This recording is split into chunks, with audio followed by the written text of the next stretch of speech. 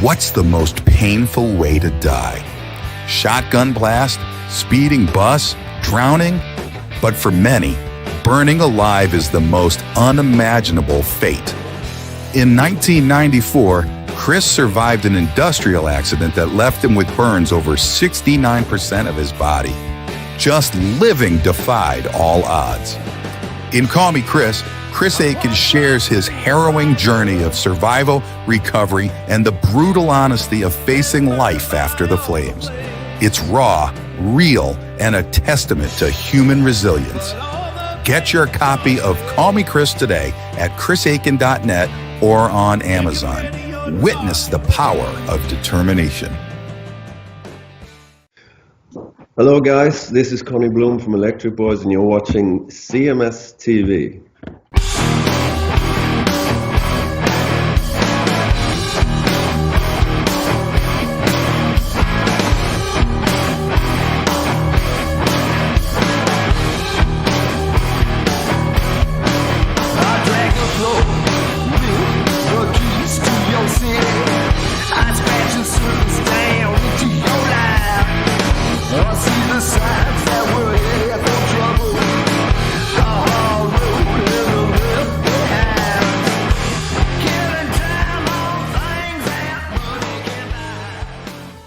And what is going on, everybody? Welcome back to another edition of CHRIS Akin Presents.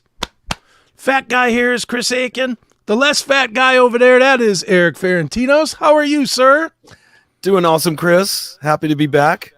For what, one day, right? Yeah, one day. That's it. I mean, we probably could have gone to Branson, Missouri, where I have to go tomorrow and just hung out in a hotel for 2 days. I probably would have been all right with that. I had my guitar, I had my little amp. I could have just laid in bed for 2 days, but we did head home yesterday and took care of a couple things here, did some laundry, but at 3:30 a.m., this guy has to be up to head out to Branson. And what time did you get in last night? Last night, I think I got home about 5 p.m. So you get to be home, about 30 hours. Right. Something like that. And then you're gone for how long now this time? From just 3 days, technically. It's a fly out. Tomorrow night's off, and then Friday is the show. I just kind of looked at this, but the opening act is Jesus Jones. Oh, Remember no kidding. Jesus Jones? Yeah. This is like a retro 80s event, so it's a couple days of this, and they just kind of put these different bands. But they play, and then Stephen Piercy's rap plays. Then Lou Graham of Foreigner fame performs, and headlining the show that night, Night Ranger. Oh, wow. That's a cool set. Yeah, so it should be interesting. I just got the schedule today, so I'll be able to, relax tomorrow night. But yeah, I'm still a little pooped from this past week. We did 3 in a row. We were, in the South. But we actually kicked it off in at the Arcada. Right. Arcada? Mm-hmm. Arcada. In St. Charles. I got to see the great Neely showed up with his lady, Taylor. Yep. I wish I had more time to hang out with them. It is really tough getting into town with these shows, and by the time you do sound check, I take at least an hour to get ready, before the show. And it's tending to the guitars and all that. There's a lot of extra stuff that goes into having those guitars ready to play. Sure. I don't really, I'd rather get paid more than have a tech out there doing it. You know what I mean? No, it's like, give me the money. I'm here to work. I'll just it really has to be thorough. All this string pulling and stretching that goes on. So part of that, correct me if I'm wrong on that, but a part of it is no matter how good the tech is, he ain't you. And you know the feel. And as weird as that is, it can sound perfect in sound check, but then when you play it, it doesn't sound perfect because you didn't tune it. We've had hired people that were on the lower range on pay, that really did a terrible job. Like one guy, it was almost funny looking back, but the first day in the band 24 years ago, they had a guy named Skull. His name was Skull. Skull. Okay. Yeah. You knew that was quality right there. Yeah. He had like green teeth. And he wore a hat, and it looked like he had long hair, but I think when he took the hat off, there was no hair under where the hat goes. Okay. Stinky dude. I at the time I had a Gibson SG and I had my Les Paul, and I had just had these like Shaler tuners put on that were locking tuners, and he's like, yeah, I'm gonna, change your strings for you, whatever. And I go, you know how to work those, right? The Spurzels. And he's, oh yeah. So day one, this guy takes those things completely off, which they're not supposed to come completely off when you turn them. He actually he like took them completely off like a retard, and just like totally effed up all my guitars just on day one. So they weren't going to work. They weren't going to stay in tune as well after that. And he just did a shit job. I think at some point we left his ass somewhere. We left him just like on a bus stop somewhere. He was awful. So with that experience, I was like, you know what? I'm just doing my own stuff. Right. Skull, good with meth and groupies, bad with guitars. Yes, Michael, that's pretty accurate. Another funny thing he did, thinking about in remembrance of him, because I think he has passed away. But he was one of those guys where he's like, hey, guess how old I am? Guess how? And this guy looked like shit, And so like, you don't even know what to say. You guess like 60. I think like he would like add years on to make it seem like he looked good for his age. I think he was only in his 40s, but he's like, I'm 60. It's like 66. I look 60. And then he was also like, I remember he was dating like a really old lady, which was like a real, like a Golden Girls, age. I remember he warned us when we pulled whatever town she was going to be. I was like, no, my girlfriend's a little weird. Weird? What do you mean? He's like, well, she's older. And then this like a little old lady comes out. It was like, oh, Eric, I'd like you to meet my girlfriend Ethel. Come on over here, Ethel. Yeah. But yeah, he did crazy shit. He would go out there and like do guitar solos at the line check before the show. He'd be out there playing my guitar, doing all this stupid stuff, and I'd get out there and the string would break. It was just, I had so many things working against me when I first joined the band. But after that whole experience, I was like, I'm doing my own stuff forever. Just pay me as much as you can, and I will take care of my own thing. And that's just probably the biggest amount of time I put into a show is getting those guitars tip top to play, as I'm sure Johnny does as well, man. It's hours. It's like probably, to prep a guitar for a show is probably 2 hours to get it acclimated and ready to stay in tune all night. And a big part of it, and correct me if any of this is wrong, but I'm making a guess as a fan, not as somebody that knows you or Johnny. I'm guessing there's a lot of pressure on this specific band to be guitar perfect. Yeah. Because Rat is Steven is kind of the face of Rat. Sure. But when people think of Rat, they think of guitars. Right. They definitely think of the guitar tone and the guitar sound. Mm-hmm. And Warren DeMartini was like definitely a top 10 guy of the 80s rock players. So you're having to fill those shoes of a top 10 guitar player. That's a lot on anybody's plate. And there's definitely more people that could do it than just Johnny and I, but not a ton more. You know what I mean? Yeah, and it's such a signature sound. Right. It is such a, I don't care what song you play, even if you play later stuff. If you play something off of, Reach for the Sky or whatever, you hear 3 notes of it, it's Rat because it's Warren. It's a signature sound, and you guys can't go in there with $400 guitars tuned to whatever they're tuned to and play. No, we can't. But Neely was so cool. It was nice to see him, and he was grateful for me getting him in, and Taylor, and I did get to.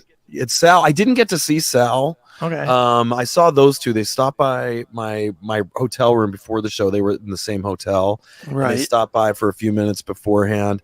I posted a funny little video on the CMS page that people got a kick out of because me, I'm always singing stupid songs, and I started singing some Michael. I opened the door, I started singing a Michael Jackson song to him or something. Smooth Criminal, and I changed the words to Neely instead of Annie or whatever the name he uses, Michael Jackson uses in there. Right. So that's on the CMS page. You can see when Neely showed up. And we hung out for a little bit before the show, and then he did come backstage after. And they had brought us some pizza there. This place, the Arcada, have we ever talked about this place? Neely has on CMS, but you have not. Right. This is an old. This is an Al Capone gangster place. Okay. Now on my subscriber page, I've been getting better at doing tour diaries of sorts. Sure. With the iPhone, I've been able to just kind of, as long as I don't shoot too much stuff, just keep them short clips. I can load them up at the end and actually make a 10-minute video that's pretty decent. And I do go into the Arcata and get a little tour from the lady that works there. She's super cool. I forgot to get her name, but this place has like bullet holes in the wall. Nice. Al Capone had tunnels that went from there to like other places in town. A hotel specifically. She shows where one of those entrance points were. Right. People have been whacked in there behind. Nice. They had a door that they got back from the police evidence locker. Oh, cool. It was door number 6. What's behind door number 6? A dead guy. A dead man. Yeah. So I have footage of the door. So. Yeah, got to hang and talk with them for a while. He got to say hey to Steven. I think they had a good time. I listened to a little bit of the CMS, and it sounded like he had fun. Yeah. He seemed like he did. He was very, well spoken of what he saw. So Yeah.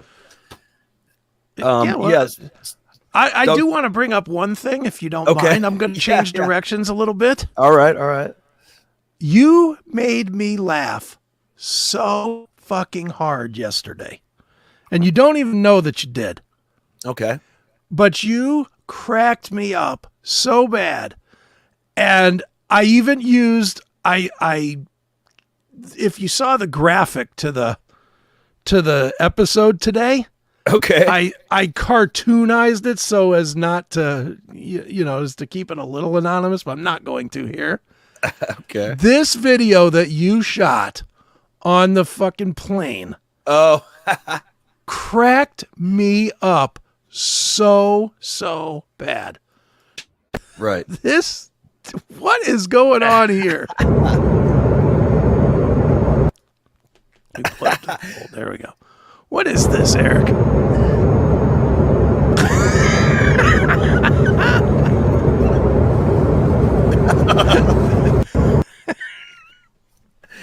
So this plane is small. This airport that I'm leaving is in Tennessee. It's the Tri-Cities airport, very small regional airport. And they of course have smaller planes. So this is one of those planes that has like 2 seats and 2 seats. This guy couldn't figure out where he was even supposed to sit. And as I was going to take my seat, he goes, "Hey, he had the window. He was supposed to have the window." Okay. And he goes, no. He's like, "You go ahead and take the window." I'm like, "Well, no, sir. If it's your spot, take it." He's like, "Oh, no, you go ahead. I insist." And I'm like, "Oh shit, here we go." So I get in and it's kind of tight. He, of course, right away, he had asked for a seatbelt extender. This dude's big. This guy was probably I was going to say, what's he, about $3? Oh, probably more than that, But yeah, seatbelt extender guy? Yeah. I mean, he's probably 6'6" or 7". Oh, wow. Okay, so he might be $4. Yeah. All right. He was huge. And so he got his extender and whenever I go, okay, we were already kind of close. And he just, gets like this. And within, no kidding, like maybe 4 minutes, the guy's just snoring away there. And then he just starts leaning like more and more. And I'm just like, he was big enough. I did have to ultimately shove him a little bit till then he just, and it gets right back over there again.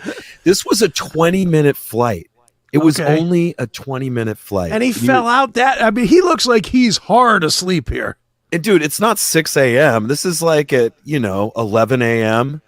11 a.m., 20-minute flight, and this guy's just... And so at this point, I'm definitely going to start doing this. I'm going to start filming some of the ridiculous shit I have to put up with on these flights. Do you think that he's one of these guys that just anytime he gets on a plane, he goes to sleep?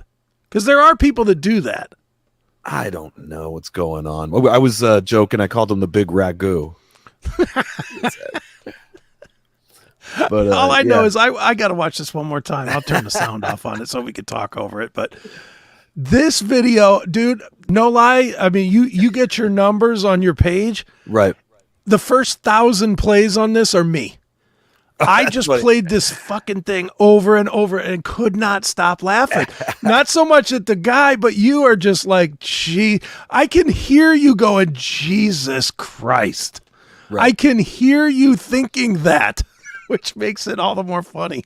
Mm-hmm. I mean, just look, you're just like, God damn it. Why? Really?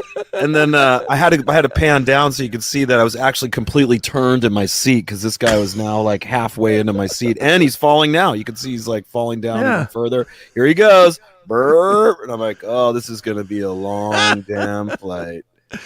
20 minutes seemed like 3 hours. Yeah. God, I'm telling you, dude, it had me. I'm not even kidding you. I mean, literal number. I'll bet I played that video 100 times. It has thousands of plays. I wish I should have filmed it for longer because it's only a 10-second video. Yeah. But it's getting my numbers up. Like I'm, a third the way there on the minutes I need on my page to. So if I continue with the tour diary kind of things and putting funny stuff up there. Another funny one was the Zoltar that I had put up that was like from the movie Big, I think. Right. Where that gypsy. Is that on subscriber or is that on regular? No, I think I put it on my regular page for people. I'm trying to like kind of bait people in a bit because they're like, well, what's on it? If he's putting this good stuff, what's his subscriber page has? My subscriber page has way better stuff and way more video. But every now and then I have to like show people some things to get my numbers because not everybody's going to pay the buck. But well, this guy says you're charging way too little, man. Jason Holstein, I've really enjoyed the videos on Eric's subscriber page. $5 wouldn't be unreasonable. Oh, that's really nice. I think Jason. I've told you that myself off the air.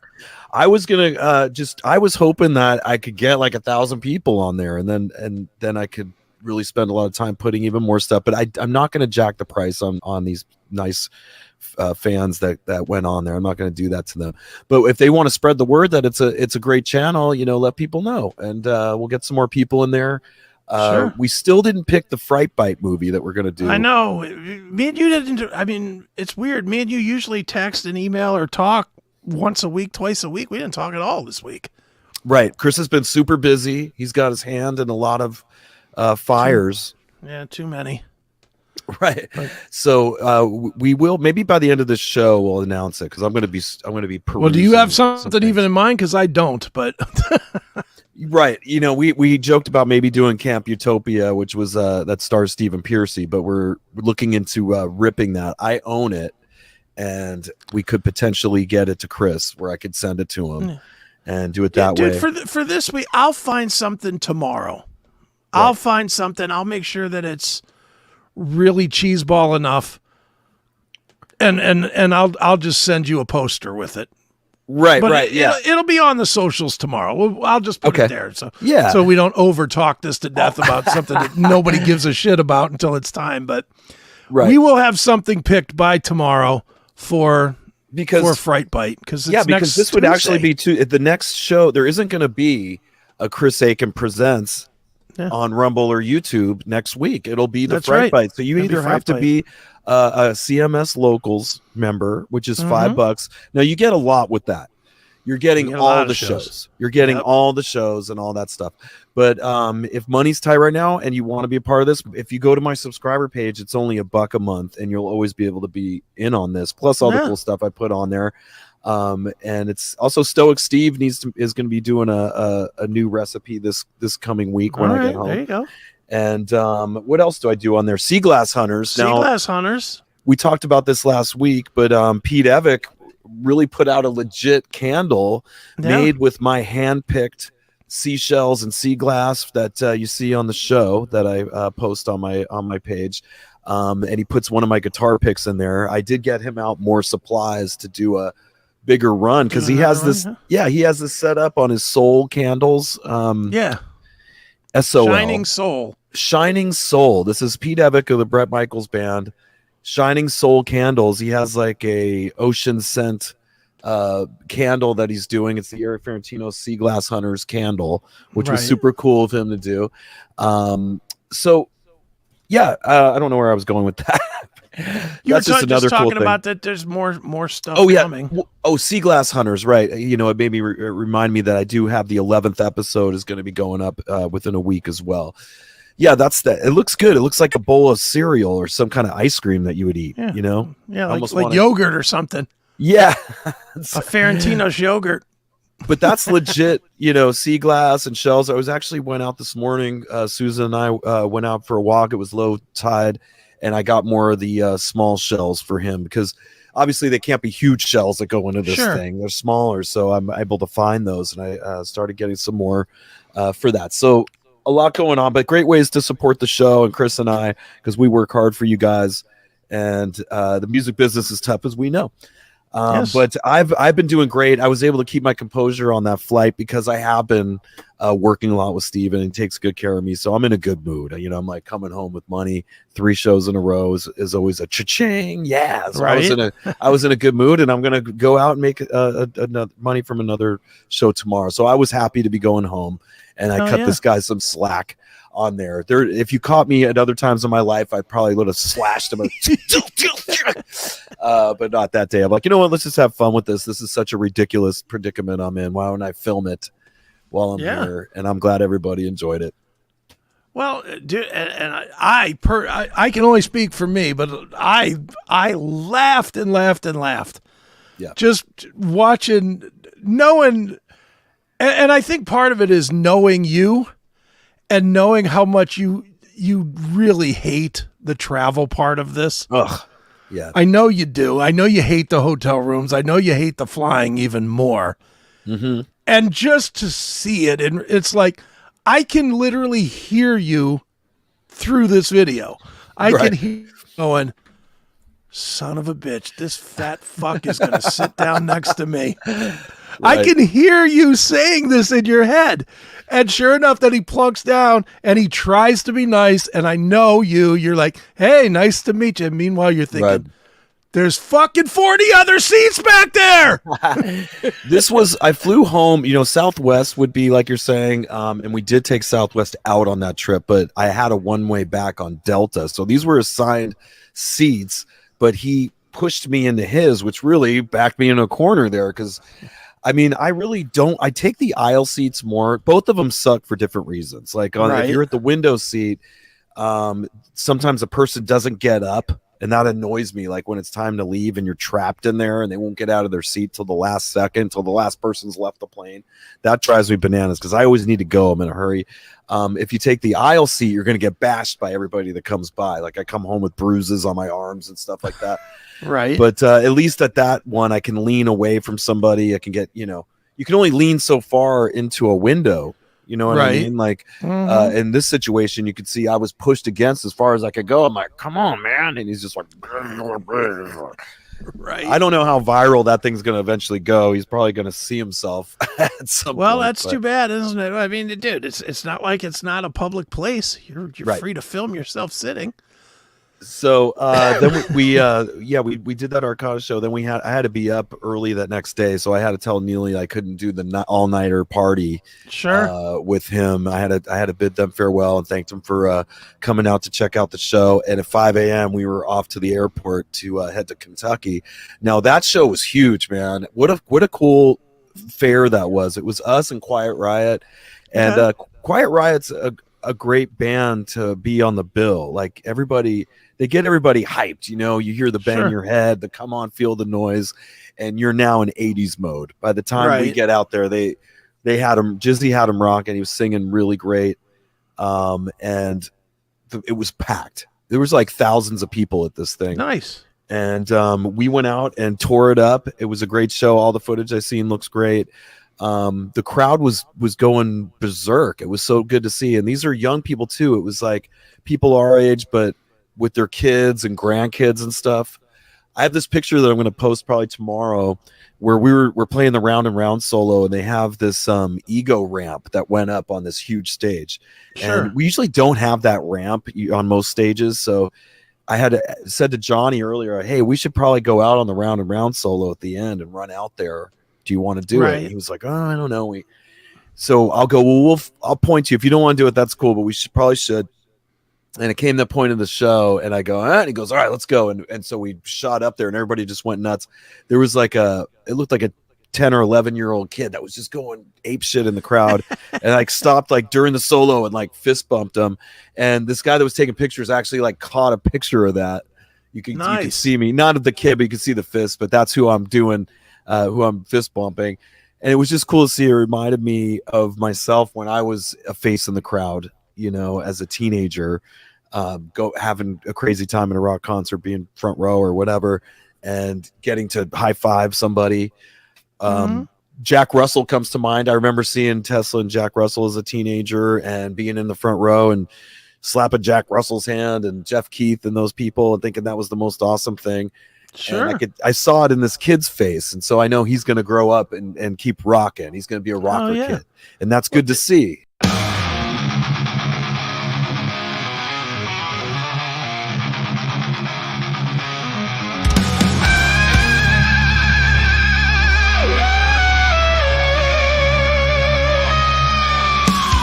Erik with his mohawks fighting wild. Beach mansion west living like a child. CHRIS ate those crickets that he's in hell. Dreams of bacon and cheese, now he fell. Erik's gone, SS1 screams loud.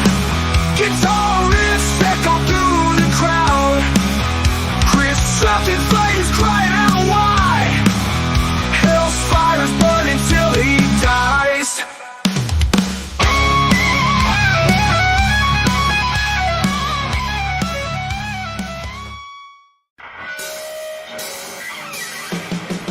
It's the album that changed everything, Metallica's Black Album. In Cause and Effect, Metallica, author CHRIS Akin takes you back to the lead-up, the release, and the shockwaves that followed. Relive the moment that divided fans, reshaped heavy metal, and turned commercial radio on its ear. With insider stories and personal memories from rock critic and radio personality CHRIS Akin, this book is a backstage pass to one of rock's most iconic moments. Get your copy now at chrisakin.net or on Amazon. Don't miss out on this epic journey through heavy metal history.